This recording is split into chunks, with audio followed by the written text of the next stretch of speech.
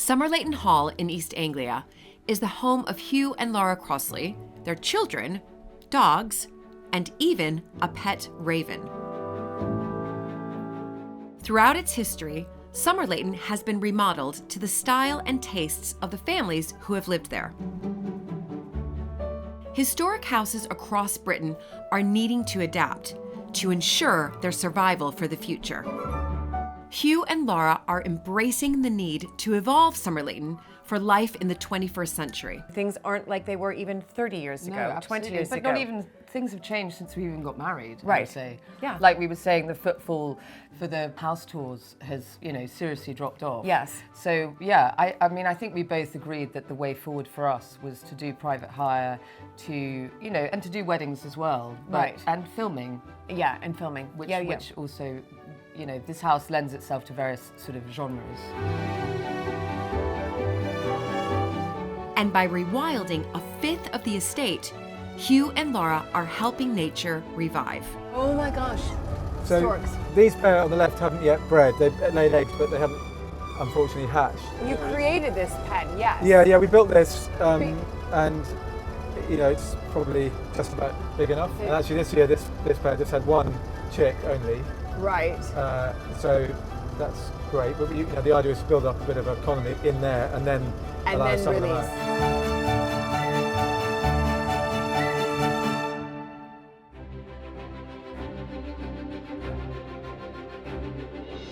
When I married into the British Aristocracy, it was the start of a wonderfully exciting journey. But it was also a little daunting.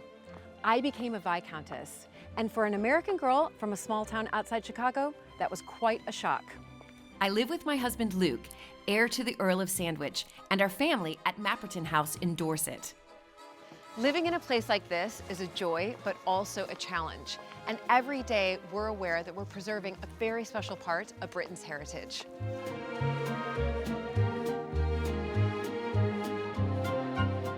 Mapperton has opened up an extraordinary new world for me, and I can't wait to share it with you all.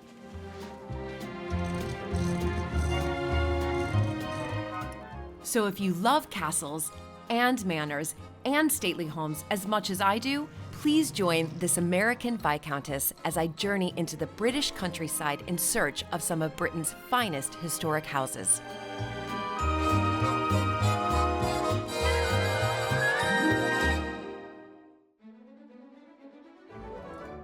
Somerleyton Hall has been reimagined by each generation who have called it home. From Tudor Manor House, Jacobean Mansion, to the flamboyant Victorian vision we see today. Sir Samuel Morton Peto remodeled Somerleyton in the mid-19th century, but never realized his dream of living in the hall. He was declared bankrupt in 1861. Since then, it has been the home of the Crossley family.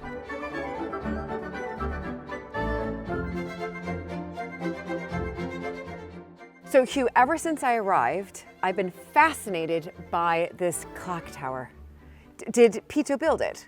Well, yeah, so the house you see today was kind of largely his creation, and what's sort of not so much known, he was one of the big building contractors of the Industrial Revolution, and he built Nelson's Column, he built the House of Parliament, and a lot of the railway infrastructure in East Anglia, so he was quite a titan of industry. Yes. So Prince Albert created a competition for what we now all know as Big Ben. Right. And it was actually run by the Dent family. Yes. All the great clockmakers of the world kind of entered the competition. So anybody could apply from all over the world. It was an international, okay. And obviously most of them European. And Vulamy, if I'm saying it right, a French clockmaker, very famous, was sort of runner-up in a sense. Anyway, Peto obviously thought, I'll have a bit of that, and kind of rebuilt, bought the clock and built a tower for it to be housed in. Oh my gosh. So it's kind of indirectly famous. Yes. Hanging on the coattails of Big Ben. This could have been Elizabeth Tower. This could basically have been Elizabeth Tower, yeah. Oh my gosh, but how clever of Peto to say, all right, I'll take the second best one and I'll house it here at my house. And it's wonderful to see that it's, still ticking away and still making beautiful noises. Yeah, there's a slight marriage split between me having grown up with it, and I kind of need the sound of the clock as a sort of, like the tower, but ravens need the tower, and Laura loves putting the silencer on so it doesn't chime.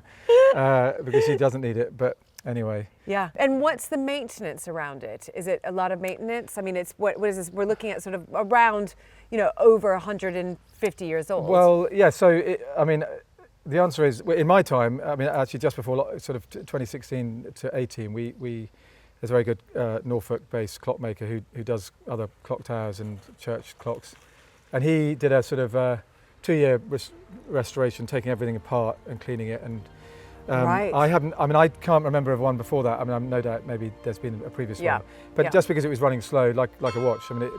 Fundamentally, hasn't been. The tower itself needs much more maintenance than the clock. Really fantastic. And I didn't even realize that it does it at the quarter hour. Yeah. Oh yeah. You never know. All day long. We're never late. Yeah.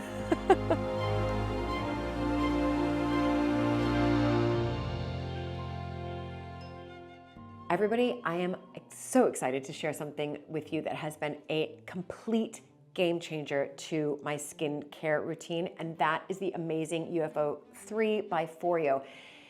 It has transformed my skin, and today I am thrilled to tell you something even more exciting because it is their biggest Black Friday sale ever, and trust me, you will not want to miss this. I have been using the UFO 3x4yo now for a while, and it has made an absolute huge difference to my skin, especially when I'm filming at these historic houses, because often the days are really long and then my skin can feel like really dry from all the travel and filming for like 12, 13-hour days. But this device keeps my skin hydrated and glowing all day long. It basically gives me, you guys, the benefits of 5 anti-aging spa facials in just 2 minutes. And I need it to be quick because I'm always on the run.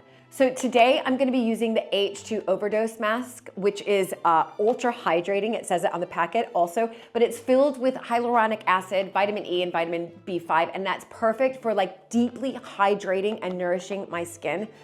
So whether you want, it's so cool, the cool thermal therapy to depuff in the morning or the warm setting to relax in the evening, the UFO 3 lets you customize your skincare based on your needs. And for me, it's all about my dry skin, so it has been an absolute lifesaver for my routine. So you guys click the link down below for 4yo's Black Friday deals because it is their biggest sale of the year. You can get up to 50% off, you guys, on the UFO 3 and other amazing, amazing products. Plus, you get an additional 10% off with my exclusive code VISC10. And you guys, I promise you, this is like rare. So if you've been thinking about upgrading your skincare, now is the perfect time. I cannot begin to tell you how good this feels. Oh, I know it's gonna be a great day filming, everybody, because I can already tell my skin is starting to feel amazing and ultra hydrated.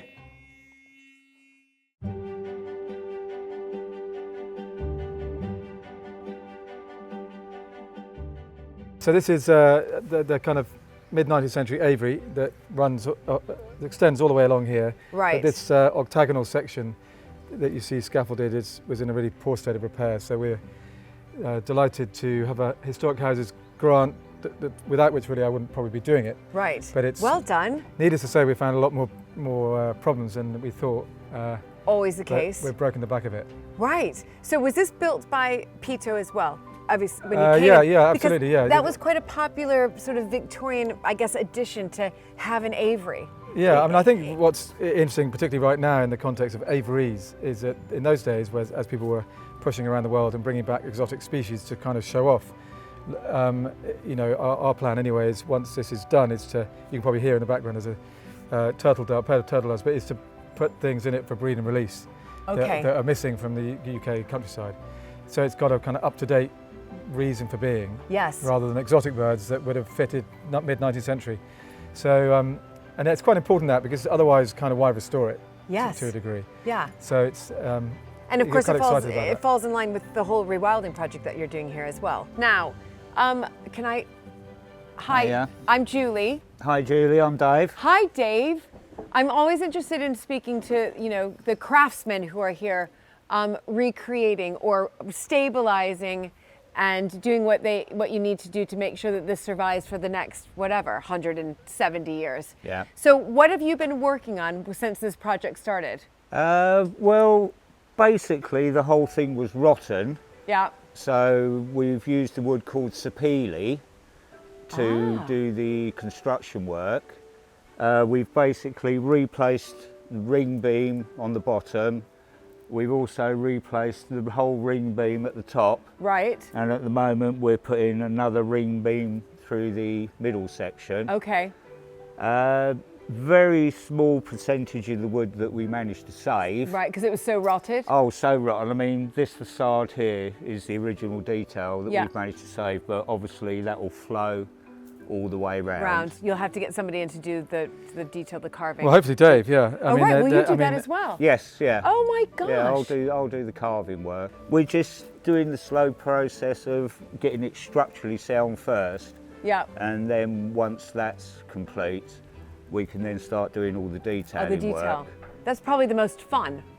Oh, definitely. yeah. Yes. Yeah, Yes. because it really brings it to life. And it must be quite nice working on a day like this. Oh, it's absolutely gorgeous and an idyllic. Is it always the sunny in East Anglia? That's what everybody No, tells me. it rains and it's cold. Okay, cut. Okay. Anyway, thanks, Dave. This has been amazing. It's always fun for me, as especially as a historic house homeowner, just to see the restoration projects that go on. So yeah, Lovely. Well done. Thank well you. done. Thank you. That's a pleasure.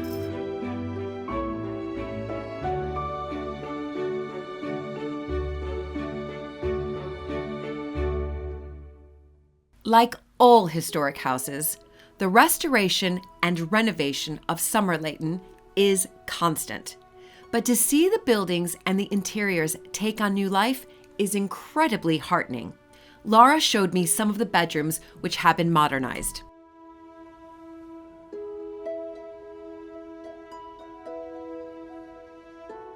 Right. So how many bedrooms do you have in total? Not the ones that are just Oh yes, used well by I guests. think we have about 19. Right. So yeah, lots of. I mean, that's lots of if space. you include the bedrooms in the tower. Oh yeah, absolutely. You must include Yeah.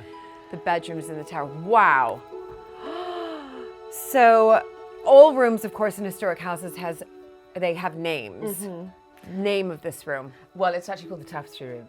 Fantastic. Yeah. For me, tapestries, we've got one at Matberton. I'm desperate to restore, and it's in our bedroom called the West Room. And that's interesting how you've done. I mean, I assume the yes. Victorians probably did that, but I didn't cut it in half, no. I think that would have gone down very well.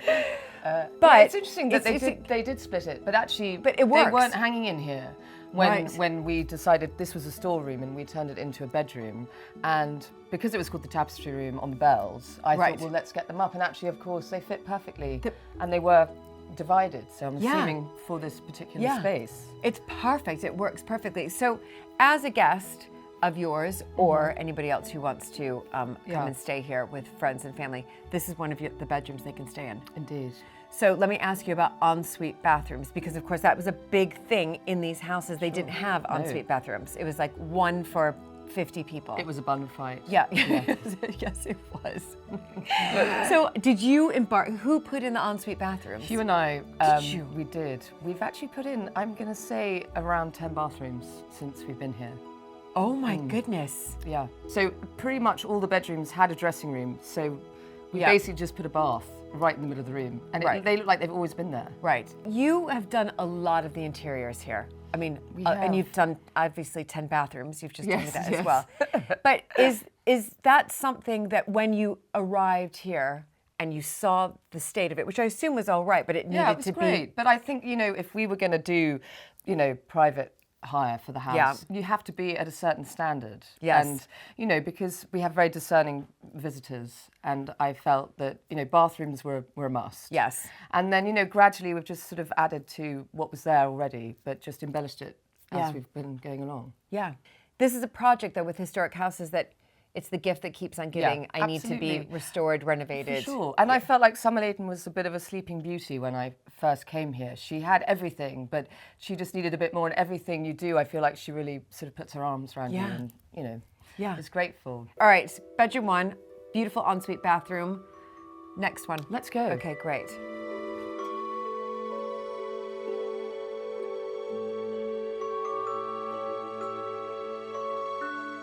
I'm already loving the color in here. Colors, but the main color. This is called the Crimson Room. And as you can see, I'm not really a minimalist. No. So yeah, and this was my husband's nursery when he was a child. Really? I mean, how wonderful for them to live in such a, well, not live, but, you know, be playing with their toys in such a beautiful room. Yeah, no, absolutely beautiful. But can we discuss, though, the wallpaper? Was that a Laura choice? Well, yeah, choice. Because it's called the Crimson Room, I mean, I don't know if this is actually crimson, but I saw it and I thought, I've got to have it. I love the scale of it. And another ensuite bathroom. Indeed. And that was Hugh's nanny's bedroom. Oh my goodness. Yeah. So let me just ask you, coming in here and from, I guess, one historic house owner to another who's married in to not only the family, but the historic house itself. Do you ever find, I mean, for me, did you ever find it a bit daunting at first? You arrive and you're like, oh my gosh, this is a beast. Yeah. We need to evolve because constantly we do. Things aren't like they were even 30 years ago, 20 years ago. But not even, things have changed since we even got married, I Right. would say. Yeah. Like we were saying, the footfall for the house tours has, you know, seriously dropped off. Yes. So yeah, I mean, I think we both agreed that the way forward for us was to do private hire, to, you know, and to do weddings as well. Right. And filming. Yeah, and filming. Which also, you know, this house lends itself to various sort of genres. Yes. And so, yeah, we had to evolve. Somerleyton has been used twice now as a sort of Sandringham sort of, you know, stand-in, if you like. So we did it for the Crown, and it was amazing because, you know, it sort of has some sort of resemblance. Right. To So Sandringham. And that would have been so much fun and a lot of work. Yeah, I mean, it how was. many people were here? How much crew? Gosh. I mean, they were here for 2 weeks. It's like the circus moved in. Right. And it was just so extraordinary just to watch it unfold. Such a slick operation. Yeah. I didn't find it a hindrance at all. I mean, I didn't even want them to leave. Right. Oh, that's amazing. That sounds so tragic. No. No, but they were using the house. Yeah, it was really great. You know, that you've put a lot of love and energy into it. So it was fantastic. Yeah, it was. What do you feel? I mean, there's so much that you've done here. Do you feel like you're done? I mean, you're so young, so you can't be done. But that's very kind of you. Are I you don't already feel like I'm thinking? done, No. I feel like there's so much still to do. It's only the tip of the iceberg, and I feel like the house deserves it. Right. And, you know, we'll just continue doing what we can do. Yeah. And hopefully hand it on to our son in a relatively good state. Yeah. Well, you already are doing that. I mean, it's obvious. You can see it here. I mean, it's wonderful. I'm going to take lots of inspiration back thank you. to Mapperton.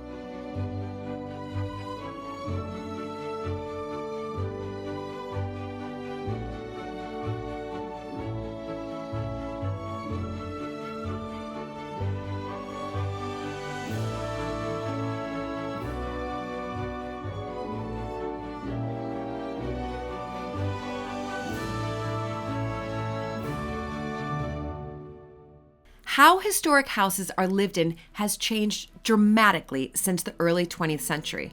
But guests to Somerleyton are given a glimpse of the Downton Abbey days during their stay.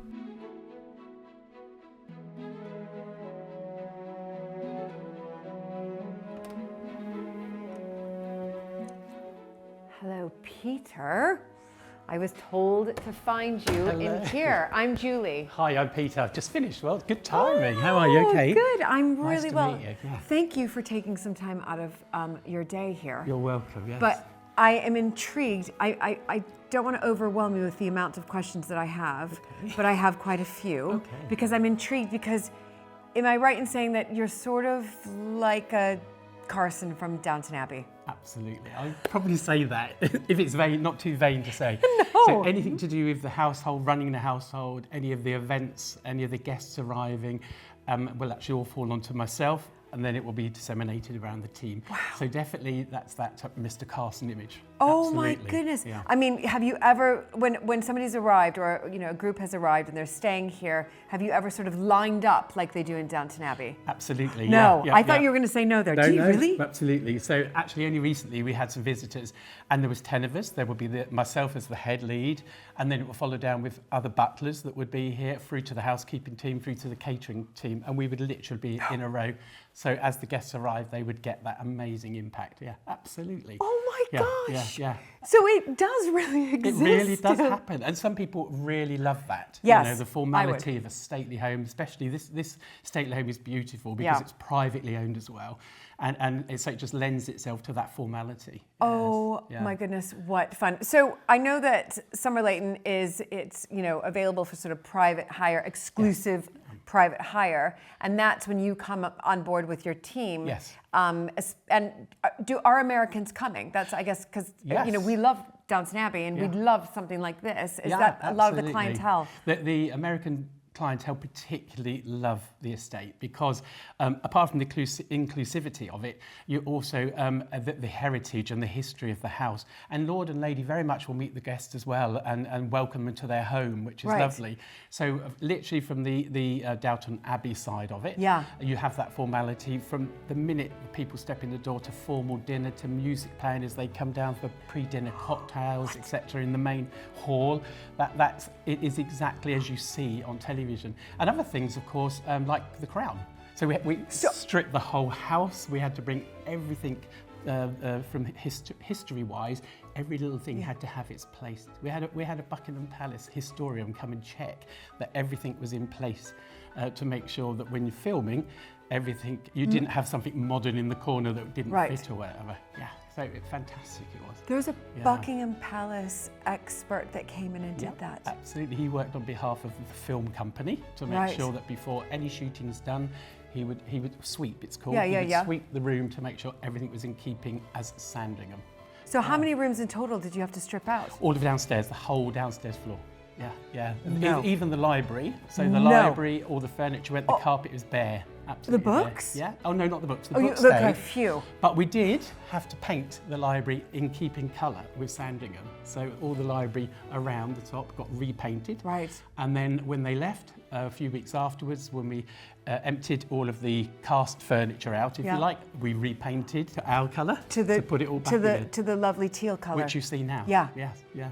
So it was incredible. It really was. How fun. Oh my goodness. I feel like I've met a real life Carson, and I have, haven't I? If I can live up to him. Absolutely. Oh, thank you, Peter, so much.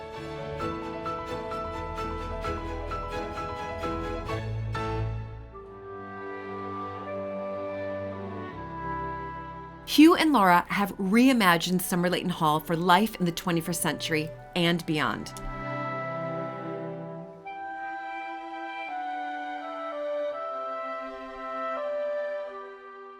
When you married, what year was that? 2009. I love asking that question. 2009. Love it. Because, it's do maths. 2009, you come in here and you think, right, I mean, it's vast and there's constant work. Did you have a priority list? Did you have an idea of what I think for me the attention? Priority was the kitchen because, very much unlike Hugh's, parents or, his grandparents, they didn't really use the kitchen like we do now. Right. Because they had people that would cook for them, for example. And obviously now that we just don't live like that. So that was the biggest thing for us, was creating a kitchen that was the real heartbeat of the house, which is what we've done. And that was that took quite a long time, didn't it? It was about 7 years it took us to get planning permission and then to get the design. It involved quite a lot of demolition, and as you know, the principle is to not demolish, even if it's not particularly nice. So it took a while. And you got that planning permission? Yeah, we did. Because of course, with the listed house, 10 years ago, it's difficult. Yeah, so we demolished some pretty nasty extensions. Okay. That had been added on what would be the servants' sort of wing of the house. Right. And so essentially we would bring it back to its original facade, and so it looks so beautiful now. Right. Whereas before it was just add-ons and outbuildings and so on. And we both had the same vision. We wanted to bring it back to the original facade and have these beautiful doors, which we copied the doors in various other rooms, out onto a terrace. Right. So we get a beautiful kitchen, but also a very nice private terrace. Yes. Which is an incredible luxury when your garden is open to the public. So we... Right. Well, it's a necessity, in fact. Yeah. It's a necessity. When your garden's open. Yeah, But because as much as we have, of course, we're spoiled on the one hand. We have these absolutely extraordinary gardens, but we're sharing them. We're sharing them. Which is wonderful. Yeah. But at the same time, it's nice to have just a tiny little area that's private, which is great. And we have that, so. Absolutely. Okay, so if I'm doing the maths right, married 2009, kitchen takes around 7 years? Well, it basically was... Yeah, so I was 10 years pregnant ago. with Margot, yeah. Right. So 10 years ago, yeah. Okay. Right, so that took, you get that done. So that's project one for the family that's going to live in a house that's open to the public, not only in the house, but the wider estate. You know, we have to create with almost like a mini apartment within the house. Yeah, we did do, I mean, as you know, a historical kind of survey to prioritise kind of the fabric work, as in, you know, stonework, roof. But to be fair, Dad had done quite a lot, and there had been some good grants in the 90s, so he'd done quite a lot of the stone fabric. The kind of Achilles heel of the house is the stone, which is floated from Caen in France, but vast expense, no doubt, but is very easy to carve. It's John Thomas, who is employed by Peter as kind of the sculptor architect, which is quite almost a talking point in his own right, but it's beautiful to carve. So it's the same seam as stone as Portland, but it comes up in France as a yellower and softer version. But therefore it's also very soft, and so it's always crumbling away. Yeah. Right. It doesn't like salinity, it doesn't like hard weather. So it's not ideal. But internally, I think also, I mean, Mum and Dad, I mean, and that generation, they just were different. You know, they were kind of end of war, quite mend and make do. But if they were here, I would say it to them. But what money they had was spent externally. I mean, as in they were in London, they were still the sort of the season to a degree, at least when they were young, and they kept horses and they hunted. I mean, those things appear extravagant to us now, but Mum definitely saw us as extravagant, spending money on the internal fabric, which was the bit they just didn't, and you know, none of them did. I mean, none of these houses I remember going to, they were all delightfully threadbare, really, and never had ensuite bathrooms or anything like that. That's the big phase. But they said they rather enjoyed sort of bumping into each other in the corridor in their towels. Yeah, brought a frisson of excitement. Whereas now, people just expect to have an ensuite. They do expect to have an ensuite. I mean, the top floor was kind of, in my childhood, was sort of sealed off from a heating point of view, but with just a kind of, almost like a playground of, there was a bit of furniture stored, and old wallpaper from when they were servant rooms, but otherwise kind of abandoned. So bringing that up to a modern standard was kind of the first thing, and that, as you know, we're still doing that. So the bedrooms we go into now, thinking, love to go in there and do something, but where we haven't. Evolving. But that's part of the excitement of living somewhere like this. Yeah. It'll never be finished. No, in our lifetime. No. We'll have to pass it to the next generation, and they can either... But there are just certain things that we can be proud of and say that we've done, you know. That I mean, you've done quite a lot. I mean, not only, of course, with the interiors, and we looked at the beautiful oak parlor. Yeah. And different sort of the paint colors that you've chosen are exquisite. But looking at the internal, but then of course there's the exterior, because most of these historic houses come with land, and the public's coming into that, and they're expected to see a lovely garden. And that's what people come to see, don't they, when they come to Summer Leighton? Yeah, so actually the garden was kind of, you know, in a weird way, kind of reflected slightly the house, as in, I think Mum and Dad were quite interested, but they certainly didn't employ a garden designer. And again, that whole industry, if you think of Chelsea and all the great houses, have done things with all these great gardeners. And it wasn't they may have been formally laid out one day, but it wasn't particularly vogue in the sort of 60s, for example, 70s, into the 80s. So we employed George Carter, who is garden historian alongside being a garden designer. Right. And my real interest, I mean, I'm not academic, but I'm a historian, was interested in the history of the garden, yes. particularly the 17th century and how the 19th century kind of overlaid it and who had borrowed what from whom, to inform the future we wanted to kind of create in the garden. So let's move into, again, the rewilding project, because we're in a similar boat. We started, I think, our rewilding project over lockdown. That's when we decided to really shift things. And it's about nature recovery for us in particular. And I did have a little look through a pamphlet where you mentioned the animals. So I'd love to compare the animals you have with the animals we have. Do you have beavers? No. Not yet. No, we haven't been allowed beavers yet. I mean, because it's all the water around here, like Fritton Lake, which is part of us, but it's sort of essentially part of the Broads landscape, is fundamentally reclaimed and is below sea level. Right. And I think it's not so much now anyone really worrying about what they do. We know what they do, but it's more who's responsible in the unlikely event they go through the river wall. And if they go through the river wall, you've got 50,000 at least acres of the Waveney Valley and more, all the way up to Yarmouth, technically underwater. So I can see why there's a worry, but we know that they won't leave somewhere like Fritton Lake because habitually there's science to prove that if they've got what they want, they don't travel. And we've had a baby white stork. Oh, that's incredible. Our first one. Wow. Yeah, it's got a long wait because I think they've been. Last year was the first year they could have bred.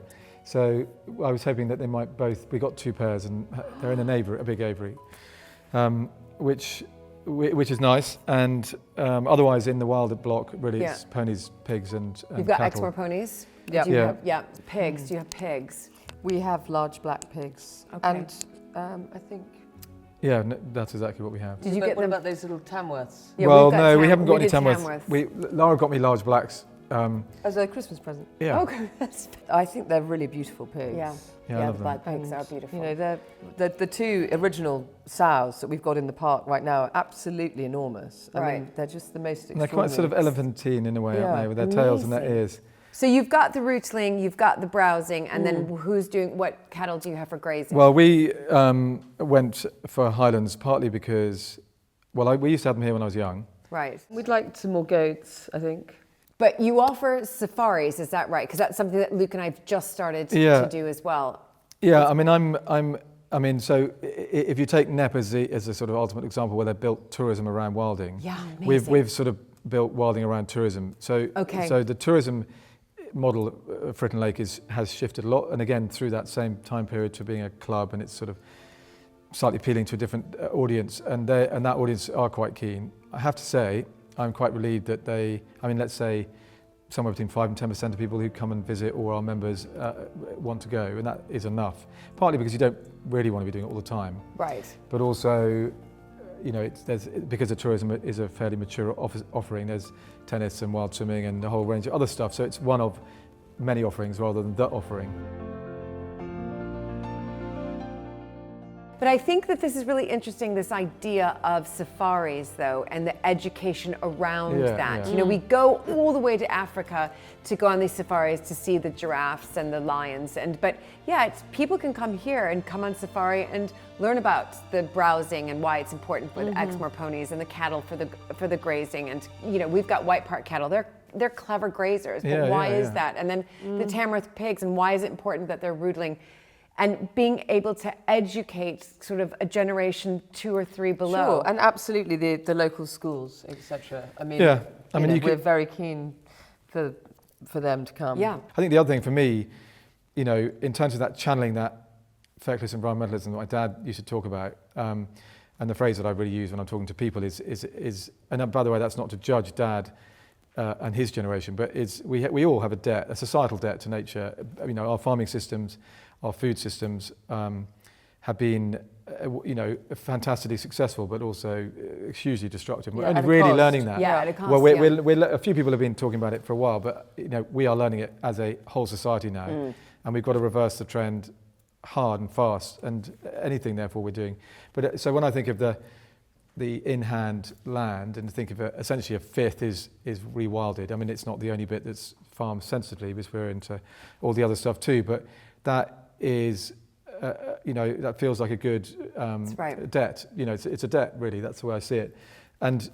But then commercially, I think the other thing I'm the first to admit also is, I am extremely lucky, we are extremely lucky that the poorest land, farmland, not only a lake, which is a reservoir, and important in that respect, and therefore chemicals and all that, but also it's where our core tourism asset is. Right. If it was sort of, I don't know, over there on the other side of the farm in the middle of nowhere, great. It lends itself to safari. It's extremely lucky. Yeah. And to tourism, and it's, it's, as you mentioned, it's about striking that balance. It's not saying, I'm going to wipe out food production on the estate that I have. It's finding the balance. I'm going to do a bit of food production here, farming, on the land for us in particular that is arable.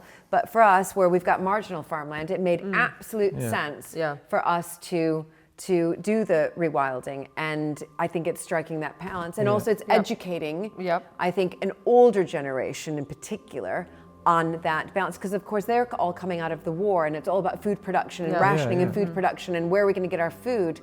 But you can do both. Yeah. But let me then just touch on also just the tourism that you've created at Fritton Lake, which I'm lucky enough to stay at right now, and it's an amazing place to come in. It's everything is outdoors. You can eat outdoors, you play tennis, you can go wild swimming, you can do laps in the pool, you can have, you've got petang, you've got the floating sauna, you have, beach volleyball, almost like a beach. So it's getting people outdoors, immersing them in outdoors, but at the same time having the amenities that they want. A comfortable, lovely bedroom. There's a bar down there, so at night I can get my pint, which is a very English thing to do. So you've been able to, I think, very much combine something that, somebody like me would want to come in, experience nature and the sweet smell in particular in the summer, but at night I want to pull a pint. Sure. And absolutely. Or a I feel glass like of also rosé. the lake for me is almost quite American in that, a lot of it is. I mean, and I've definitely stolen ideas from those wonderful, summer camps. Well, That's what I grew up in. What's When the I film? Well, Dirty Dancing when they were at Kellerman's. Yeah. Kellerman's. Kellerman's is always in the back of my mind. I mean, when I I'm not sure if that's a good thing or not. No, when I first saw the lake, Kellerman's. it literally reminded me of my summer holidays. We went to a lake every single summer. I literally looked at that and I was like, oh my gosh, it's Lake Geneva in Wisconsin, not in Switzerland. No. It's again, like you said, we're very lucky to have the lake because it is an amazing asset as far as tourism is concerned, because you just want to give people as many things to do when they're on a break or on a holiday, keep the children entertained, but like you say, be outside, not on a device. Exactly. Reconnect with the natural world. It's really beautiful. Yeah. And Yeah. also what's great is because it's a club, everyone's got this sort of shared interest. For those who are members who come regularly, and then when you're on holiday there, you become a member for that duration of your stay. Right. And it's great. And it's a lovely place to go and, just meet people if you want to sit at the bar and pull a pint, like you say, in the evening. So, I feel passionate about it. Yeah, and I think it's just incredibly pioneering and genius because you've really taken, I think, your ideas and implemented them in such a genius and different way, because of course the easy path to take is the one that we've all been taking: weddings, events, open up the house and the gardens to the public. But we do need to, as the next generation, we need to evolve from that, because we've got to keep changing and adapting. Adapting. Yeah, absolutely. Exactly. So with the change, and so the footfall obviously was dropping off anyway before COVID here. Well, so cheap flight's really the big change. We did have to think about how we were going to evolve. Yeah. The way we made the estate work for itself.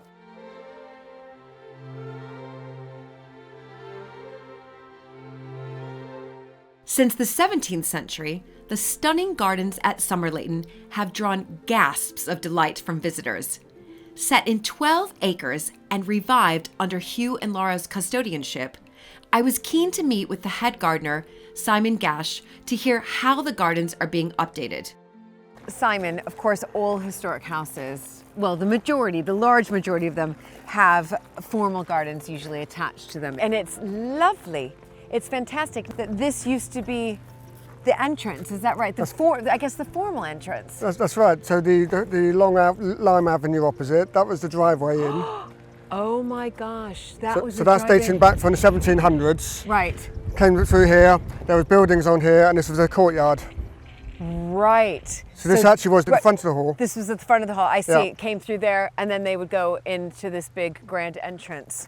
Oh my goodness. Now you as head gardener, you not only have this room here, but you have the walled garden.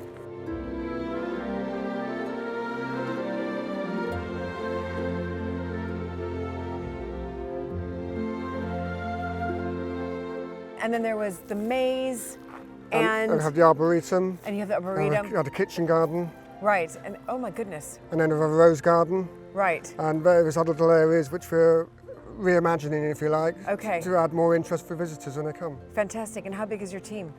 We've just gone to 4 gardeners. Okay. So wow. Right. It's quite a challenge for 12 acres, especially with the weather we've had this year, all the rain. And yeah, no. It's been I know quite a bit of an upkeep, especially with the rain in particular. I also wanted to just ask you about just your time here. How long have you been here? So I've been here 5 years now. Right. My role coming here was to reinvigorate the areas which were falling behind, perhaps, if you like. Right. And weren't up to the standards of, say, the West Front here. Yeah. So and that's what we've been doing over the last 5 years. Yeah, and are you pleased? Yes, I am, actually, because I only have to talk to the visitors and they who have been here over the years, and the general feedback from them is it's just wonderful. There's so much to see, and compared to what it used to be. Yeah, and especially, I obviously was wandering around through the walled garden in particular, but the lovely Victorian greenhouses, I think they're so beautiful, and of course that's where they used to grow, exotic fruit and all of that. And is there a plan to do something a little bit more with them, do you think, in future? Yes, so we're in the middle of a grant application. Okay. To basically bring them back to their former glory. Okay. So the peach cases, for example, at the entrance of the wall garden, they're the only other surviving peach cases at Chatsworth Hall. So they're really quite unusual. Yes. And we still use them as peach cases. We grow peaches, nectarines inside them. Incredible. And then as you go in, you've got obviously the other ridge and furrow glass houses, and they're really fascinating actually, because they're the only surviving ridge and furrow glass houses on mainland UK. You're kidding me. So they're really, and the technology from the Victorian technology that Paxton introduced was fascinating, really, and they're really good to get them going. Yeah. So fingers crossed on that grant application. I know it takes some time, and then you'll bring it back to its formal glory. Is that your plan if the application proves successful? That's the idea. So then we can showcase them to the public. The public can come and visit them. They can go inside and see them, and we can do guided tours of the Victorian glass houses, how they work, and get them to try out a crank handle and the windows, and then we'll do one as a sort of a workshop, so people can, like a museum area, so we can have before and after photos and things like that. So it's really quite exciting. Yeah, no. Well, fingers crossed on that. And then the maze. Tell me a little bit about the maze. It's a wonderful, I guess, experience to have within the grounds. It's fun. They're fun. Absolutely. I mean, it's the one place we have school children groups come and get lost in the maze. Right. It was designed by Nesfield back in the 1840s, 1850s. Planted in yew hedging. Yes. And it's been part of the gardens for over 150 years. Incredible. And then lastly, what is your favorite part of the garden that you just feel is just so unique or magical, or you just love, just sort of staring at it? Well, that's difficult because every bit is good in its own way at a certain time of year. So in the spring, the wall garden, spring and early summer, the wall garden's looking great because we've got the alliums out, the herbaceous perennials, the hostas.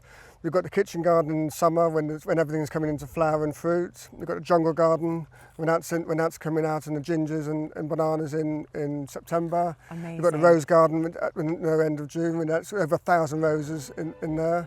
Wow. So every area has its own interest, and then all year round you've got the west front, Yep. and that's the beauty of the building. Yeah. And the arboretum with all the trees. So it's actually the garden. The garden is my favourite bit. It's hard to choose. Obviously, it's hard to choose. And for the future, do you have any plans? Well, I like to think that I'm carrying on the work of the Victorians, Yep. but who had a lot of big plant collectors, by increasing all our range of interesting trees, shrubs, whatever, so we become more botanically interesting. Yes. So, and that's what they would have done if they were still around. So that's I'm carrying on that vein because we don't have a set plan of what used to be here. There's no sort of historical records of this border was growing this plant or that, etc. So therefore, it's our own interpretation. Yes. Working around the design of the 1850s. Yeah. How fun though. Definitely. I mean, really, really fun. Thank you, Simon. It's always wonderful to meet the head gardener. I feel very honored. Yeah, it's a pleasure. So much knowledge. One day I'm going to get a green thumb. Not today, but soon. Oh, good. Lovely. Nice to meet you. The view from the formal gardens leads out into the rewilding project. On such a glorious summer's day, I took Hugh up on his offer to head out on safari and to meet Rob Raven, farm manager of the estate.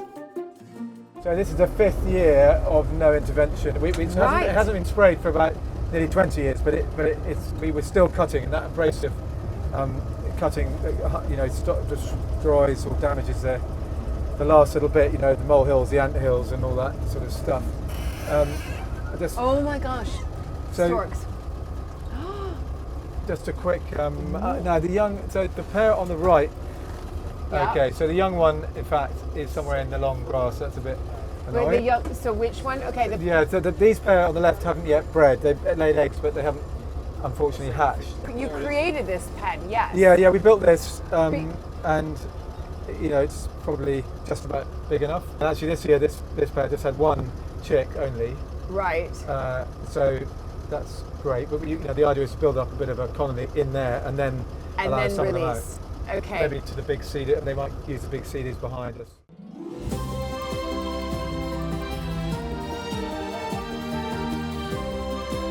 Can I ask also, how's the deer? Do you need to cull or not?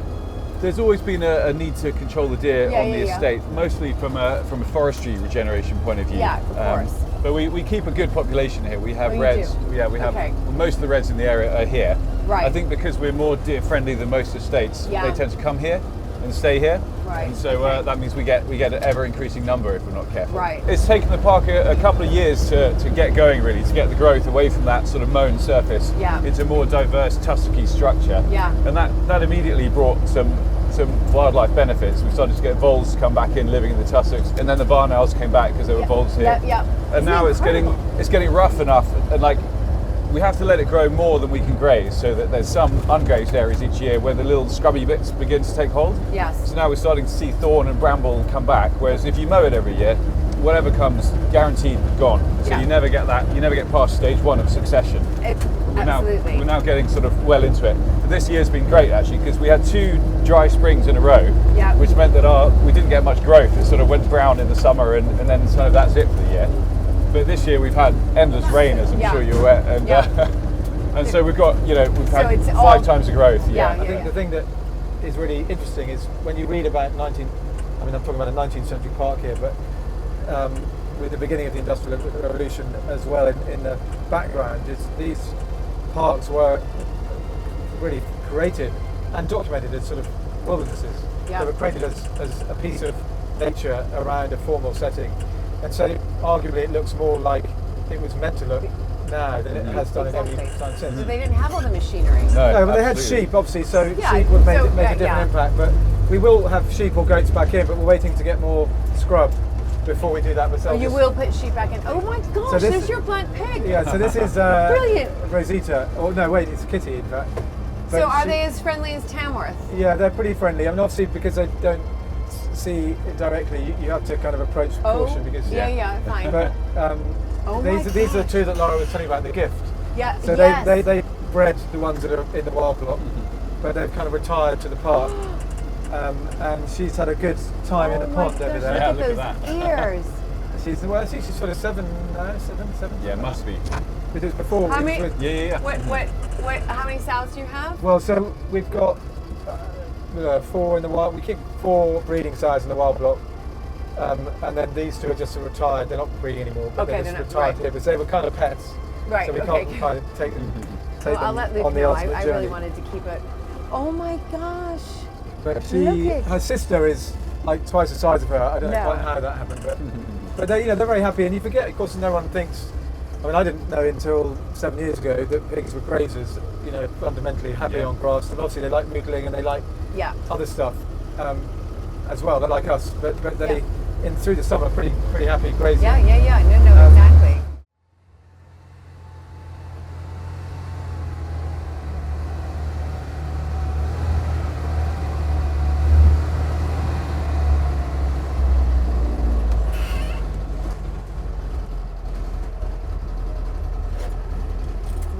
Brilliant. Okay, Hugh, you might need to let me out. Unless I can... Oh, there we go. Oh, I could have done it myself, but thanks. Okay, wow. So tell me a little bit about where we are right now with it, and sort of, a little bit about the rewilding project, but of course I saw a combine over there. Well, actually it's a good place to start because of the, as you say, there's a combine just over there. But so where we are, just behind me is Fritton Lake, which is where our kind of tourism business is. Yep, where I've been staying. It's been wonderful. Thank you. Yeah, it's been great. And around it, by chance, and in a way our good fortune, is some of our poorest farmland. There was only converted from heathland, which is a kind of grazing system, in the 1930s, 1950s, as chemicals and irrigation really became more kind of normal. And so, but now as we look towards a different future where we're farming fundamentally nature as well as food, rewilding is kind of part of the answer for us. And so, actually it was quite nice to see us farming food in juxtaposition literally with farming nature right here. And I guess I'm sort of in charge of farming nature, and Rob is in charge of farming food, which we're also doing in a more ecologically sensitive way. So it's a really nice package. It's a bit of the business I now enjoy the most, in fact. But it's finding that right balance, isn't it? So it's not saying, right, so I have this, large estate and I'm just going to rewild everything because that's the nouveau thing to do.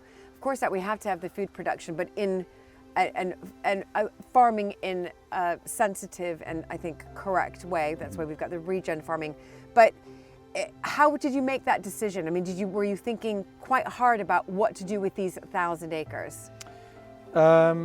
Yes, I think so. There was a worldwide study of which Cambridge University contributed to around the time that I was getting involved with this sector, which was really studying what is the nature need in our kind of essentially human globe really now, from the polar caps in a sense right through the tropics, all the different landscape types, and 20% was kind of, what they kept coming back to as the absolute minimum threshold. And so for Rob, when I started working with Rob, we kind of, that was our yardstick. We thought, okay, well, we've got, it's a 5,000 acre block. It's not all farmland, but we want to return 20% to a natural state.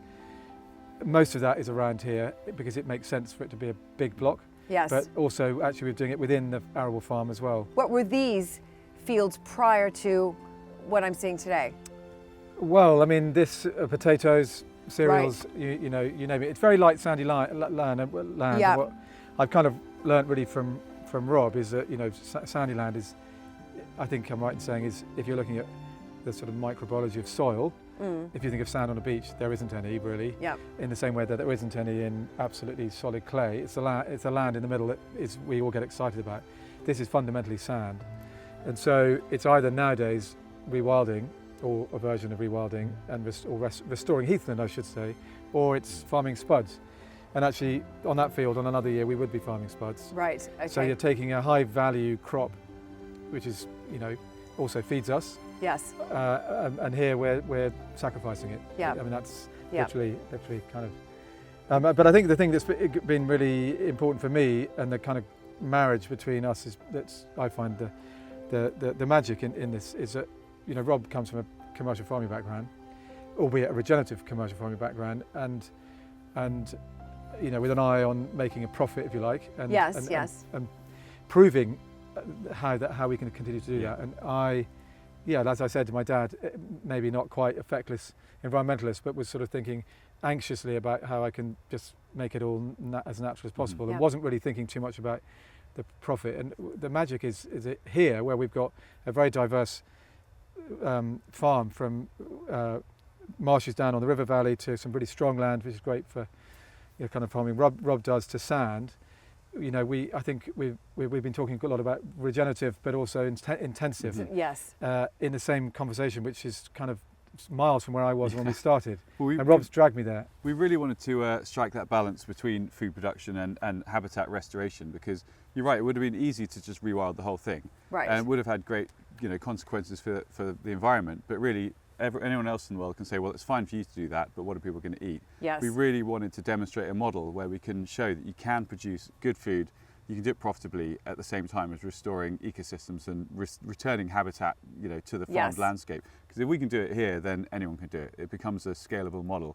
Absolutely. And I think that's something we both would be really proud of, showing that it can be done. So that's why we have got this. Roughly 20% is in habitat restoration, alongside, farming in a regenerative, but also commercial. I think the other thing that's kind of really easy way into this conversation is that what I always say anyway is that the things that we most rely upon as humans, networks and a diversity in our lives that keeps us going, keeps everything interesting, is exactly what we deprive nature of in almost every way, in almost every place.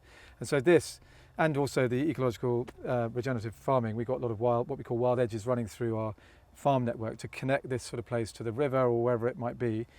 It is just giving nature back some of the things that we actually thrive on, because they thrive on them too. It's really that simple. And what's magic for me is that rather than that being just a rather romantic vision, which is kind of where I started, is it's also a commercial one too.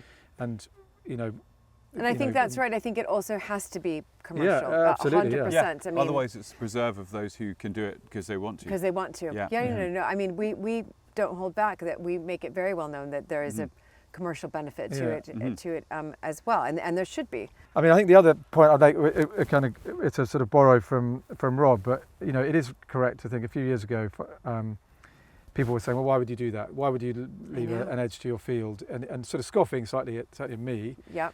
And having done the math, if you like, with Rob, and we have this thing we talk about of saving time, saving money, saving carbon, and saving nature. And if you think about those, all four are critical to a business. It's now really, when I talk to other farmers, and it doesn't matter how big or small they are, I'm talking about arable farmers. Yes. It's not really.